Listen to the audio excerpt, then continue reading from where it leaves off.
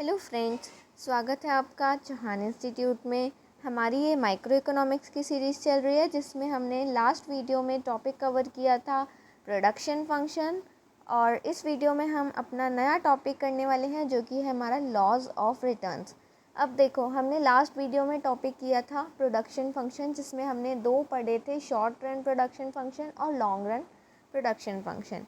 जो laws of returns है उसी से ही रिलेटेड है, तो मैं एक बार आपको रिकॉल करवा देती हूँ कि शॉर्ट रन प्रोडक्शन फंक्शन क्या होता है और लॉन्ग रन प्रोडक्शन फंक्शन क्या होता है।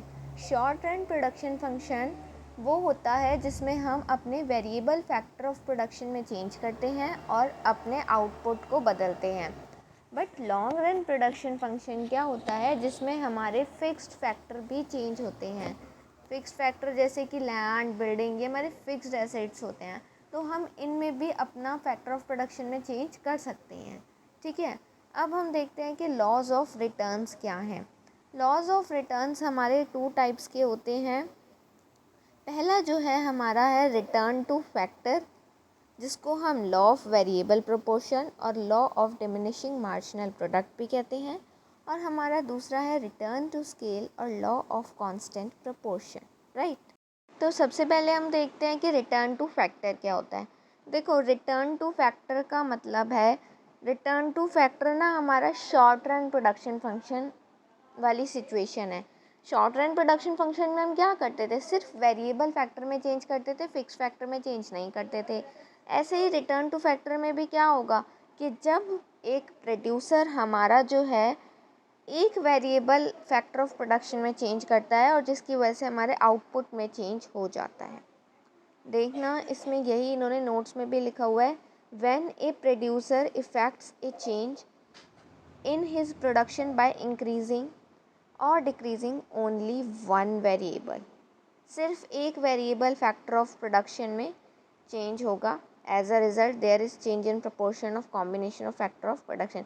जिससे क्या होगा, हमारे आउटपुट में चेंज होगा, है ना, लिखा हुआ है ना आउटपुट में। And factors of production input. Factor of production क्या होता है, जिसमें इनपुट में एक इनपुट में चेंज करने से हमारे आउटपुट में चेंज आता है, वो हमारा होता है क्या, रिटर्न्स टू फैक्टर। और रिटर्न टू स्केल भी बता देती हूँ आपको। रिटर्न टू स्केल क्या होता है, जिसमें हमारे सारे फैक्टर्स ऑफ प्रोडक्शन में चेंज होता है। सिर्फ एक फैक्टर ऑफ प्रोडक्शन में चेंज नहीं होगा, सारे के सारे फैक्टर ऑफ प्रोडक्शन में चेंज होगा। लेकिन रिटर्न टू स्केल में अभी आपको आगे पढ़ाऊँगी। सबसे पहले आप रिटर्न टू फैक्टर के नोट्स नोट कर लेना यहाँ से, वीडियो से, और मैं आपको डिस्क्रिप्शन में भी प्रोवाइड करा दूँगी, पॉसिबल हुआ तो नोट्स। आगे चलते हैं। In short period, when the output of a good is sought to be increased by way of additional application of the variable factor of, देखो ये additional information के लिए लिखा हुआ है इन्होंने, as such important नहीं है ये। हाँ, ये important है। देखो, short period refers to that period of time during which it is possible to increase the number of some factors of production। Short period कौन सा टाइम होता है जहाँ पे ये पॉसिबल होता है कि हम अपने कुछ फैक्टर्स ऑफ प्रोडक्शन में चेंज कर सकते हैं, but the number of other factor fixed factor can not be increase और डिक्रीज। देखो, कुछ फैक्टर्स में तो हम चेंज कर सकते हैं, लेकिन फिक्स्ड फैक्टर में नहीं कर सकते। मैंने आपको बताया ना, सिर्फ एक ही वेरिएबल फैक्टर में हम चेंज कर सकते हैं। इसका एग्जाम्पल हो सकता है, पहले हम 40 यूनिट्स जो है प्रोड्यूस कर रहे थे, 5 लेबर और 4 कैपिटल लगा के। फिर हमने 45 स्टार्ट कर दिया प्रोड्यूस करना, क्या 6 लेबर, लेकिन कैपिटल कितनी रही हमारी, 4 की ही रही। चेंज किस में आया, सिर्फ लेबर में चेंज आया। तो यही हमारा क्या होता है, रिटर्न टू फैक्टर होता है। अब इसमें ना कुछ अजम्पशंस होती हैं, उन अजम्पशंस को देख लेते हैं।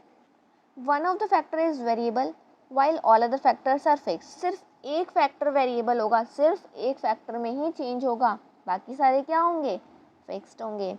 Units of variable factor are homogeneous और इक्वली एफिशिएंट और इंक्रीज बाय वन। एक एक करके तो हम बढ़ा सकते हैं, लेकिन सारे फैक्टर ऑफ प्रोडक्शन में एक साथ चेंज नहीं किया जा सकता।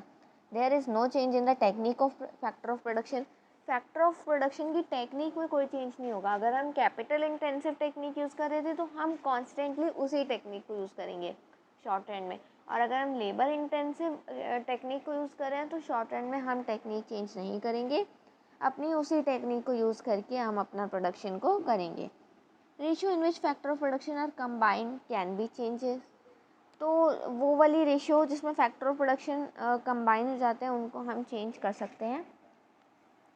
आगे देखते हैं, law of return to factor related to short term production function. मैंने आपको पहले बता दिया, जो law of return to factor है, रिटर्न टू फैक्टर, देखो कंफ्यूज मत होना, एक है रिटर्न टू फैक्टर और दूसरा क्या है, return to scale. Return to factor, देखो एक और ट्रिक भी मैं आपको बताऊंगी वीडियो के लास्ट में कि आप इन दोनों को कैसे याद रख सकते हैं। बहुत इजी ट्रिक है, ध्यान से समझना पहले, उसके बाद उस ट्रिक को देखना। जब आप अच्छे से समझ लोगे कंटेंट को तो आपको वो ट्रिक जो है अच्छे से समझ आएगी और आप law of return to factor और law of return to scale में कंफ्यूज नहीं होगे। आगे चलते हैं, as we increase the quantity of only one input keeping other factor constant. वो कह रहा है सिर्फ एक इनपुट में चेंज करेंगे keeping other factor constant, then the total product initially increases at an increasing, then it increases at decreasing. देखो ये क्या है, ये कौन सी वाली सिचुएशन है, हमने मार्जिनल यूटिलिटी में इसको पढ़ा था कि जब हम एक फैक्टर ऑफ प्रोडक्शन में चेंज करेंगे तो जो हमारी जो प्रोडक्शन है वो इंक्रीज़ होगा, पहले इंक्रीजिंग रेट से और उसके बाद भी वो इंक्रीजिंग होगा लेकिन डिक्रीजिंग रेट से। ये क्या होता है, हमारा लॉ ऑफ मार्जिनल यूटिलिटी। तो इसीलिए इसका जो दूसरा नाम था वो लॉ ऑफ मार्जिनल वाला नाम भी इसका था, किसका, law of return to factor का। अब इसमें सिचुएशन है, situation of return to factor में increasing return to factor, diminishing return to factor, negative return to factor. आइए देखते हैं कि कौन कौन सी है सिचुएशन। देखो पहले इंक्रीज़ हो रहा है इंक्रीजिंग रेट से और उसके बाद जो है इंक्रीज़ हो रहा है लेकिन डिक्रीजिंग रेट से, ठीक है, इंक्रीजिंग तो है लेकिन डिक्रीजिंग रेट से। ये वाला ग्राफ मैंने आपको लॉ ऑफ मार्जिनल यूटिलिटी में बताया था, तो आप इस ग्राफ को अच्छे से याद कर लेना, ये बहुत इम्पॉर्टेंट ग्राफ है, बार बार प्रैक्टिस करना इस ग्राफ की। आगे चलते हैं, कॉजेज़ ऑफ इंक्रीजिंग रिटर्न। क्या क्या कारण हो सकते हैं इंक्रीज़ करने के रिटर्न को, better utilisation of fixed factor, हम अपने फिक्स्ड फैक्टर का बेस्ट यूटिलाइजेशन कर रहे हैं। देखो एक एग्जांपल से समझाती हूँ, मान लो मेरे पास ये एक मशीन है, ठीक है, मशीन क्या है, मेरा फिक्स्ड फैक्टर है।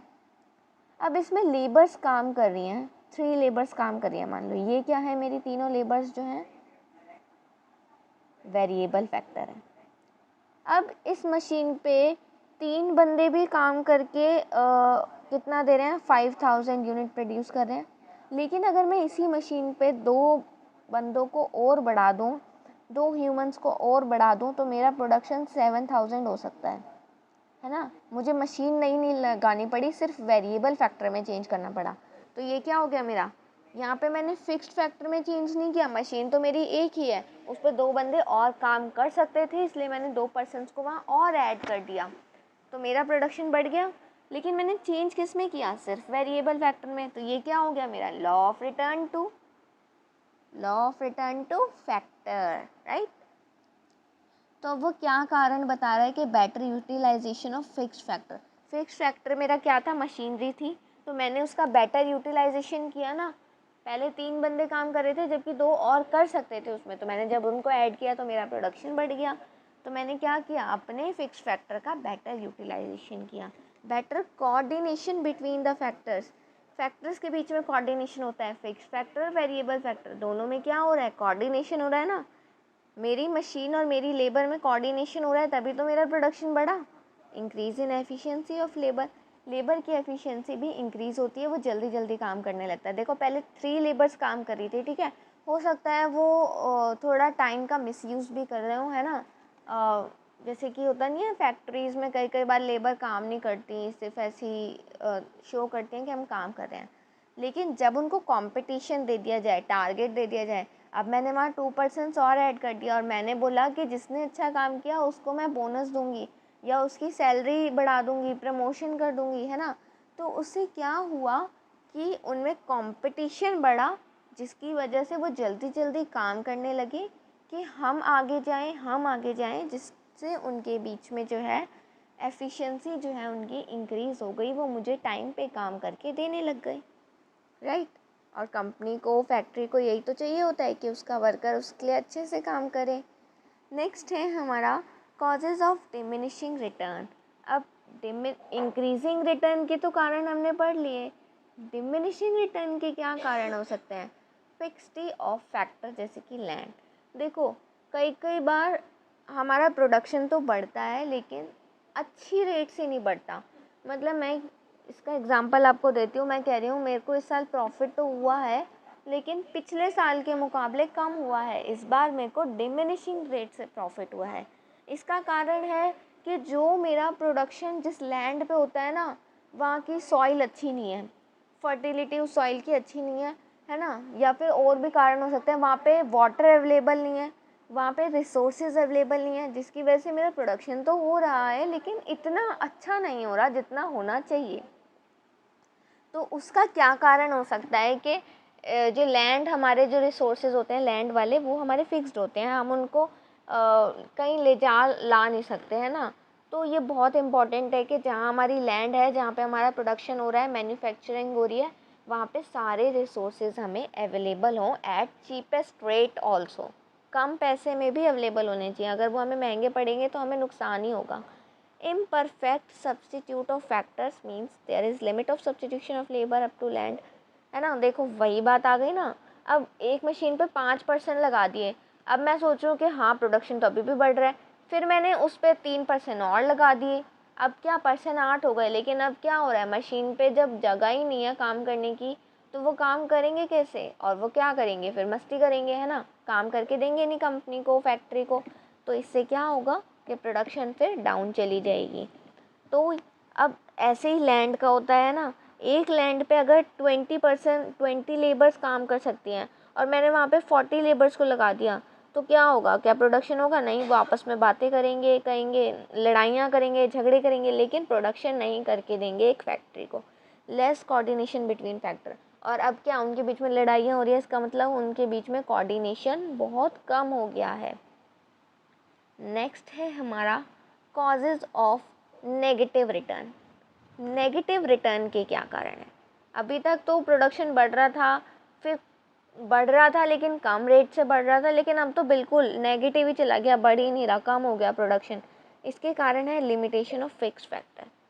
लिमिटेशन ऑफ फिक्स्ड फैक्टर का मतलब है कि जो हमारे मशीनरी है, लैंड है, जो फिक्स्ड फैक्टर है हमारी, वो बहुत लिमिटेड है। पुअर कोऑर्डिनेशन है बिटवीन द फैक्टर्स और decrease in efficiency of variable factor. और वेरिएबल फैक्टर की जो एफिशिएंसी है वो डिक्रीज होती जाती है। अब आप इस ग्राफ को देखना, आपको बहुत अच्छे से समझ आ जाएगा कि पहले मेरा जो प्रोडक्शन था वो बढ़ रहा था, ठीक है, फिर बढ़ तो रहा था लेकिन डिमिनिशिंग रेट से बढ़ रहा था, प्रोडक्शन हो रहा है लेकिन डिमिनिशिंग रेट से हो रहा है, और फिर नेगेटिव चला गया। तो ये क्या है हमारा, कि पहले इंक्रीज़ हुआ प्रोडक्शन, फिर इंक्रीज़ तो हो रहा था प्रोडक्शन लेकिन डिमिनिशिंग रेट से नीचे आता जा रहा था धीरे धीरे, और फिर एकदम नेगेटिव चला गया। अब आ जाते हैं हमारे सेकंड मोस्ट इम्पॉर्टेंट पॉइंट पे, जो कि है हमारा law of return to scale, right. Law of return to scale में वो क्या कह रहा है, ध्यान से देखना। मैंने क्या बताया आपको, law of return to scale क्या होता है, लॉन्ग रन प्रोडक्शन फंक्शन की तरह, जिसमें हमारे फिक्स्ड फैक्टर भी चेंज हो सकते हैं, या फिर ऐसा कहो कि फिक्स्ड फैक्टर अब रहे ही नहीं, वो भी वेरिएबल बन गए, क्योंकि लॉन्ग रन में फिक्स्ड फैक्टर क्या बन जाते हैं, हमारे वेरिएबल ही बन जाते हैं, वेरिएबल जिनमें चेंज हो सकता है, ठीक है। तो अब देखते हैं इन्होंने क्या लिखा हुआ है, when the producer changes all the factor of production in the same proportion, the proportional relationship, जब सारे फैक्टर ऑफ प्रोडक्शन में चेंज हो जाता है तो वो हमारा law of return to scale होता है। जैसे कि देखो, पहले 40x यूनिट प्रोड्यूस हो रही थी, 5 लेबर 4 कैपिटल लगा के, अब 80x यूनिट प्रोड्यूस हो रही है, 10 लेबर और 8 कैपिटल लगा के। प्रपोर्शन इसमें सेम ही रहता है, पहले भी 5:4 था और अब भी 5:4 ही है। अब इसमें भी 3 सिचुएशन है, इंक्रीजिंग रिटर्न, कांस्टेंट रिटर्न और डिमिनिशिंग रिटर्न। देख लेते हैं क्या क्या है। इंक्रीजिंग रिटर्न में पहले इंक्रीज होगा, फिर कांस्टेंट रिटर्न और डिमिनिशिंग रिटर्न, ठीक है। पहले प्रोडक्शन बढ़ा, फिर कांस्टेंट हो गया, रुक गया, ना प्रॉफिट हो रहा है ना लॉस हो रहा है, कुछ भी नहीं हो रहा है ना, कांस्टेंट वाली सिचुएशन रहती है ना, फिर डिमिनिशिंग रिटर्न हो गया। अब एक एक करके देखते हैं कि इंक्रीजिंग रिटर्न के क्या क्या कारण है। Increasing return to scale occurs due to large scale of production. Increase क्यों हो रहा है? क्योंकि लार्ज स्केल ऑफ प्रोडक्शन हो रहा है। Also we can say it occurs due to economies of large scale. देखो क्या होता है, एक एग्जांपल और देती हूँ मैं आपको। ये एक शॉप है, मान लो ये मिठाई वाले की दुकान है, स्वीट्स की शॉप है ये, ठीक है, स्वीट्स की शॉप है। यहाँ पे हमारे मोहन लाल जी जो है हलवाई है और वो लड्डू बनाते हैं, ठीक है। अब ये सोच रहे हैं यार इतनी बड़ी शॉप ले ली मैंने, है ना, मैं तो अकेला इंसान बहुत कम लड्डू बना पाता हूँ दिन में, है ना, और जबकि मेरी दुकान पे ग्राहक भी आ रहे हैं, देखो ये जो ग्राहक हैं कस्टमर हैं वो भी आ रहे हैं, लेकिन अब क्या करें, मोहन लाल जी तो हमारे एक ही इंसान है सिर्फ, है ना, तो वो ज़्यादा लड्डू बना नहीं सकते, पूरे दिन लड्डू बनाते हैं लेकिन फिर भी कस्टमर की नीड को फुलफ़िल ही नहीं कर पा रहे, डिमांड को फुलफ़िल ही नहीं कर पा रहे। तो उन्होंने क्या सोचा, मैं एक लेबर रख लेता हूँ अपनी शॉप पे जो मेरी लड्डू बनाने में हेल्प करे। अब उन्होंने और लड्डू बनाना स्टार्ट कर दिए, ज़्यादा बनाने लगे वो, और उनका जो प्रॉफिट था वो बढ़ गया एकदम से महीने की, है ना। तो उन्होंने सोचा अभी भी दुकान में बहुत सारी जगह खाली है, मैं और कस्टमर को और लेबर को रख लेता हूँ। उन्होंने एक और लेबर रख ली, ठीक है। अभी तक तो ठीक था, लड्डू भी बना रहे हैं तीनों मिलके आराम से, है ना, डिमांड को फुलफ़िल कर रहे हैं और अपना प्रॉफिट जो है वो बढ़ाते जा रहे हैं। लेकिन अब उन्होंने क्या सोचा कि अरे प्रॉफिट तो बहुत तेज़ी से बढ़ रहा है, बढ़ता ही जा रहा है, तो एक और लेबर रख लेते हैं, जल्दी जल्दी ज़्यादा लड्डू बनेंगे। उन्होंने एक और लेबर रख ली। अब जब इन्होंने लेबर रख ली तो इनकी शॉप में इतनी जगह तो थी नहीं, है ना, सब लड़ाई करने लग गए। लड्डू तो बने लेकिन क्या हुआ, लड्डू बनते बनते ही ख़राब हो गए, वो आपस में ही लड़ने लग गए। इन दोनों की लड़ाई हो गई, फिर इन दोनों की लड़ाई हो गई, फिर इन दोनों की लड़ाई हो गई, और मोहन लाल जी इन तीनों को सुलझाते रहे, जिसकी वजह से इन्होंने प्रोडक्शन ही नहीं किया अपनी और लड्डू बना ही नहीं पाए ये इस मंथ में। तो अब क्या हुआ, इनको एकदम से लॉस हो गया। क्यों? क्योंकि इन्होंने जो है ओवर कर दिया, इतनी लेबर की नीड नहीं थी, इन्होंने ज़्यादा ही कर दिया इसलिए इंक्रीज़। तो उसकी वजह से क्या हुआ, इनका पुअर कोऑर्डिनेशन हुआ, आपस में ये लड़ने लग गए, लड्डू तो बनाए नहीं और इन्होंने नुकसान और करा दिया मोहनलाल जी का। तो अब इस एग्ज़ाम्पल को अच्छे से ध्यान में रखते हुए हम अपने टॉपिक को पढ़ते हैं। इंक्रीजिंग रिटर्न क्यों होता है? जब हमें इंक्रीजिंग रिटर्न का, मैंने अभी आपको बताया ना, पहले वो अकेले काम करते थे शॉप में, फिर उन्होंने रख लिए 2 लेबर और अच्छे से काम हो रहा था, इंक्रीजिंग हो रहा था। फिर आए, दोनों मिलके काम करते थे, फिर उन्होंने 2 लेबर और रख ली। पहले उन्होंने 1 लेबर रखी थी तो उनका प्रोडक्शन इंक्रीज़ हुआ, फिर आए उनके 2, ठीक है, कांस्टेंट था, हो भी रहा था प्रोडक्शन, नहीं भी कुछ कांस्टेंट वाली सिचुएशन थी। लेकिन जब उन्होंने 3rd लेबर रखी थी ना, जब वो 4 पर्सन हो गए थे शॉप में, तब तो उनका लॉस हो गया, उनको डिमिनिशिंग रिटर्न देखना पड़ा। तो ये वही वाला सिचुएशन है। अब हम इनके कारण पढ़ते हैं कि इंक्रीजिंग रिटर्न का कारण क्या होता है। Large scale of production, large scale of production, ज़्यादा लड्डू बनाने थे तभी तो लार्ज स्केल प्रोडक्शन करनी थी, तो हमने उन्हें रख लिया था शॉप पे, लेबर्स को। Also we can say it occurs due to economies of large scale. और हम कह सकते हैं ये इसलिए भी अकर होती है situation economies of large scale की वजह से। इकोनॉमीज़ ऑफ लार्ज स्केल क्या होता है देखते हैं। 2 तरह की इकोनॉमीज़ होती है, इंटरनल इकोनॉमीज़ और एक्सटर्नल इकोनॉमी, है ना। Benefit available to single firm और which are available with its own operation. ये इंटरनल इकोनॉमीज़ वो होती हैं जो किसी एक ही सिंगल फर्म को अवेलेबल होती हैं, है ना। और एक्सटर्नल इकोनॉमीज़ क्या होती हैं, जो सारी फर्म्स को अवेलेबल होती हैं। फैसिलिटीज़, ये फैसिलिटी होती हैं एक तरह की जो गवर्नमेंट के द्वारा, सोसाइटी के द्वारा प्रोवाइड कराई जाती हैं। तो इंटरनल इकोनॉमीज़ हमारी होती हैं जो सिर्फ एक फर्म को अवेलेबल होती हैं, और एक्सटर्नल इकोनॉमीज़ जो हमारी सारी फर्म्स को अवेलेबल होती हैं। इंटरनल के क्या क्या एग्जांपल हो सकते हैं? इंटरनल का हमारा पहला एग्जांपल है टेक्निकल इकोनॉमी। हो सकता है किसी फैक्ट्री की टेक्निकल चीज़ें जो हैं, टेक्निकल मशीन सब अच्छी हों, मैनेजरियल, उनके पास अच्छे मैनेजर हों। कमर्शियल इकोनॉमीज़ हो, अच्छे प्रोडक्ट बनाते हों, फाइनेंशियल भी ठीक ठाक हो, रिस्क बियर कर सकते हो और बाई प्रोडक्ट बनाते हो। बाई प्रोडक्ट क्या होते हैं, जैसे कि बाई प्रोडक्ट में आप एग्जांपल ले सकते हैं हिंदुस्तान यूनिलीवर का, वो बहुत सारे प्रोडक्ट्स बनाते हैं ना। या फिर बहुत छोटे उस पर आपको एग्जांपल देती हूँ, आपकी लोकेलिटी में सबके घर के आसपास फास्ट फूड की रेडियाँ लगती हैं ना, तो हो सकता है वो चाउमीन भी बनाते हो, बर्गर भी बनाते हो, स्प्रिंग रोल भी बनाते हो, है ना। तो वो बहुत सारे प्रोडक्ट बनाते हैं ना, तो उन्होंने हो सकता है कि स्टार्ट एक से ही किया होगा, लेकिन फिर धीरे धीरे वो बहुत सारे फास्ट फूड बनाने लगे। तो ये हमारे होते हैं कि कंपनी जब फैक्ट्री जब अपना प्रोडक्शन बढ़ाती है अलग अलग प्रोडक्ट्स में, तो उसको हम कहते हैं बाय प्रोडक्ट्स। एक और एग्जांपल बाय प्रोडक्ट्स का आपको बहुत ईजी लैंग्वेज में देती हूँ। ये एक शॉप है जहाँ पे बर्गर बनते हैं, ठीक है। अब बर्गर में टिक्की तो लगती है ना। अब इस शॉप ने क्या सोचा कि क्यों ना मैं बर्गर तो बनाता हूँ और बर्गर के लिए मुझे टिक्की भी बनानी पड़ती है, तो मैं टिक्की भी बनाना स्टार्ट कर दूँ और टिक्की की अलग से प्राइस रख दूँ, है ना। फिर ये टिक्की की प्लेट बनाने लग गए कि ये वाली टिक्की की प्लेट है, आपके लिए कंज्यूमर ले सकते हैं। तो ये उनका क्या हो गया, जो टिक्की थी वो क्या हो गई, बाय प्रोडक्ट हो गई। कि एक बर्गर को बनाने के लिए उनको टिक्की की नीड पड़ी, फिर उन्होंने क्या किया, बाय प्रोडक्ट बनाए और उनको भी सेल करना स्टार्ट कर दिया। नेक्स्ट है हमारा cheaper raw material due to SEZ। SEZ जो है हमारा स्पेशल इकोनॉमिक जोन्स होती हैं जो गवर्नमेंट बनाती है, जिससे हमें जो रॉ मटेरियल चीपेस्ट रेट पे मिल जाता है, और ये सारी फर्म्स को अवेलेबल होता है, किसी एक फर्म को अवेलेबल नहीं होता। स्किल्ड लेबर है सोसाइटी में, तो सारी फर्म्स को हेल्प मिलेगी। ग्रोथ ऑफ हेल्पिंग इंडस्ट्रीज़ की ग्रोथ हो रही है, तो भी बेटर ट्रांसपोर्ट फैसिलिटी और इंफ्रास्ट्रक्चर बेटर है। तो नेक्स्ट देखते हैं कांस्टेंट रिटर्न टू स्केल क्यों होता है। कांस्टेंट रिटर्न टू स्केल इसलिए होता है जब इकोनॉमीज ऑफ स्केल भी है और डिस इकोनॉमीज ऑफ स्केल भी है, तो कांस्टेंट रिटर्न टू स्केल होगा।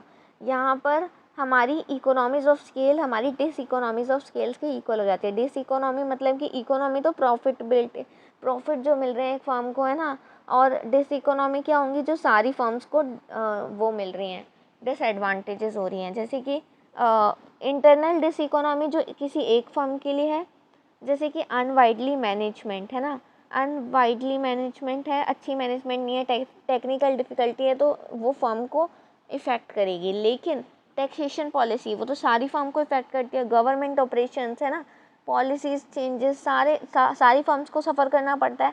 तो जहाँ पर हमारी economies of scale D economies of scale की इक्वल हो जाती है, वो हमारा कांस्टेंट रिटर्न टू स्केल होता है। नेक्स्ट,